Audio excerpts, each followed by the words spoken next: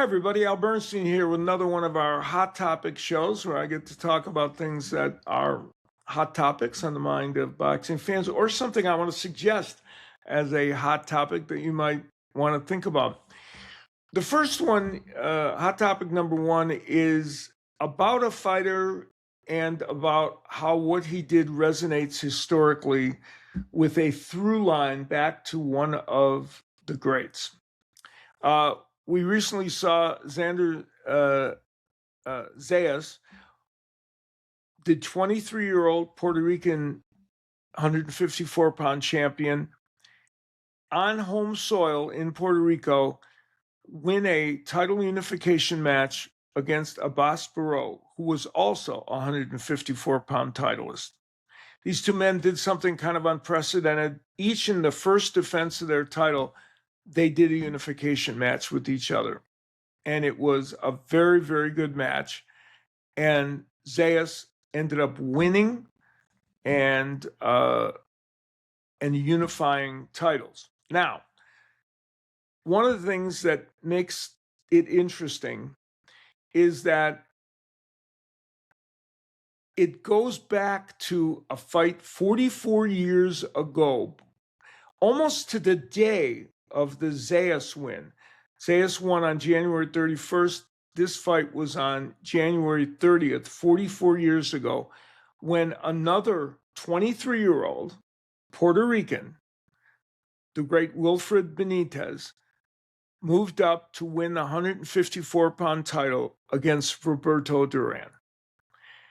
I was struck after the Zayas win by the synergy between these two events and how remarkable it was that history kind of repeated itself.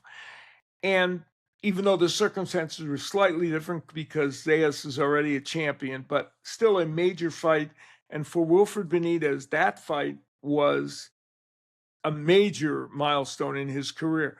Now, mind you, he was 23 years of age, Benitez, and this was the third fighter he'd already beaten who would end up in the International Boxing Hall of Fame. Think about that. At age 33, he'd beaten three men that would end up in the International Boxing Hall of Fame. At age 17, Benitez beat Antonio Cervantes, legendary champion, who had a long run as titleist, and at 17, Benitez beat him. And it wasn't as if Cervantes was at the end of the run. No.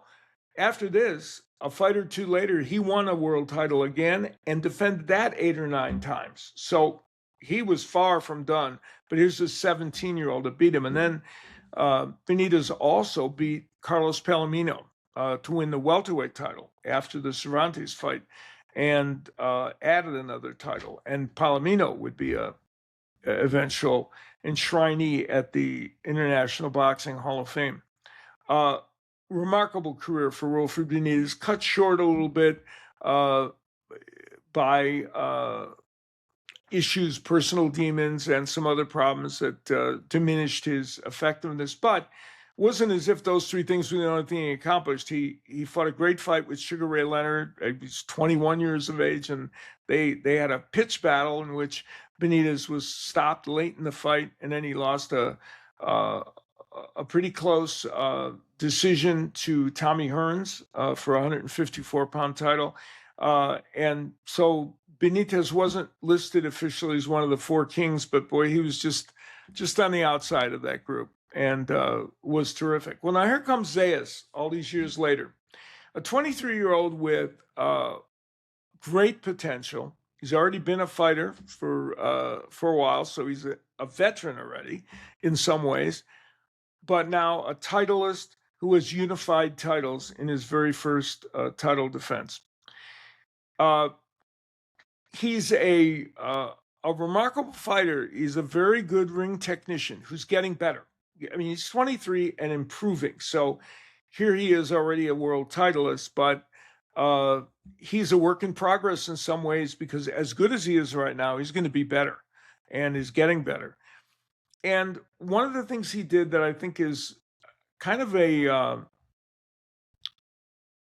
really important moment was that in this fight, he did something he didn't have to do in round 12, when presumably he was well ahead on the scorecards, although ironically it ended up being a split decision, probably not appropriate, even though it was a competitive fight.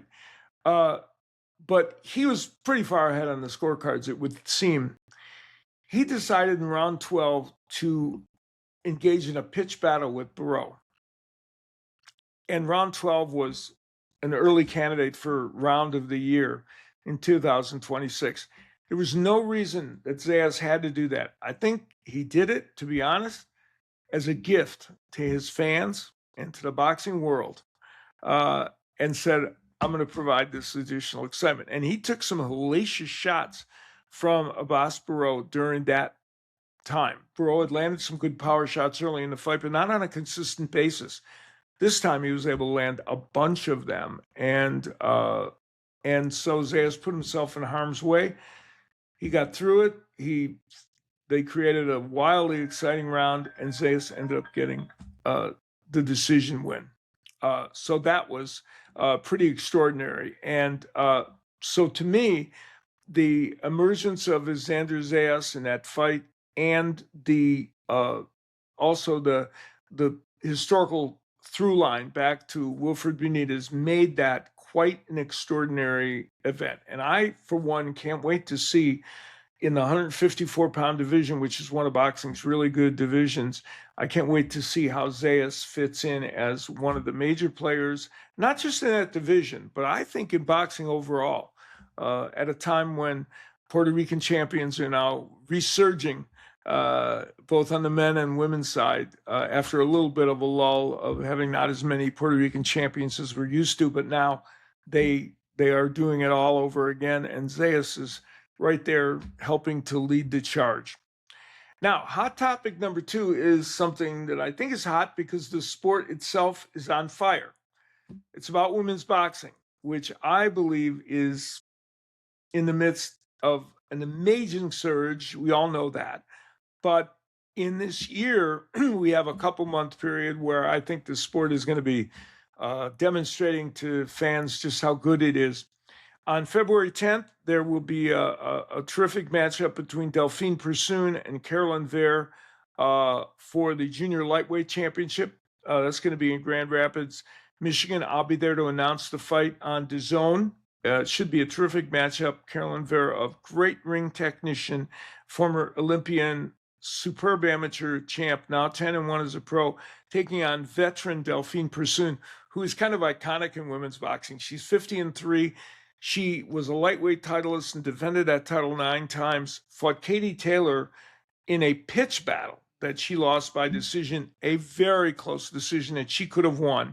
And then Taylor beat her in the rematch. But Persoon, at age 40, still a very, very good fighter who won her last fight and, again, only has the 3 losses. She's still fighting very well. Volume puncher, very exciting. That should be a great match. Then on February 22nd, Claressa Shields defending her heavyweight titles against Franchon Cruz de Zern, a redo of the very first professional fight these two women had. Amazingly, both were great amateurs. Claressa Shields, of course, won 2 gold medals, and Franchon Cruz de Zern was also a terrific amateur fighter. Here they are in their pro debut. They face each other, really unheard of, and they produce what might be one of the 2 most exciting fights of Claressa Shields' career, along with the Savannah Marshall battle that she had. It was a pitch battle. Great fight. Claressa Shields won the decision. Here they are many years later now doing the rematch. And that's going to be on February 22nd in Detroit. So that's an important fight. Then, April 4th, Lauren Price will be defending her welterweight title against Stephanie Aquino. Lauren Price, someone who is now a potential foe if Claressa Shields should get past Franchon Cruz de Zern, a tough battle. Lauren Price is a possible opponent for Shields moving up in weight. She had fought at a higher weight when she was an amateur and could get up in the 160s perhaps, where Shields could come down and face her. But Price first has to beat Stephanie Aquino, and that's April 4th. That should be a good fight. Then later on in April, a big women's card in Great Britain, in the UK, in which Caroline Dubois will be defending her lightweight titles against another titleist in Terry Harper in a unification match. And that one has excitement written all over it. Harper is a very exciting fighter. So is Dubois. And that is a match that's going to produce fireworks. And then on that card, as kind of the co-main event, El Scotney will be taking on Mayeli Flores in a title unification match that's actually for the undisputed title in the super bantamweight division. That should be a really good fight. And then there are two other major women's fights on the card as well. So that's just over the course of a couple months here, where we have all these fights that are creating a buzz in women's boxing. And I've been very fortunate to be able to announce some of the really terrific women's fights of recent times, as I will on February 10th. I did the fight between Kay Scott and Olivia Curry, both of them actually last year. Both were terrific. And one of them was named the best women's fight of the year by the WBC. So doing these women's fights and getting a chance to announce them is a real joy. And the sport undeniably in a major surge that is pretty extraordinary. So that's Hot Topic. My last Hot Topic for this show, the sport of women's boxing on fire. Thanks, everybody. We'll see you next time on the next Hot Topics.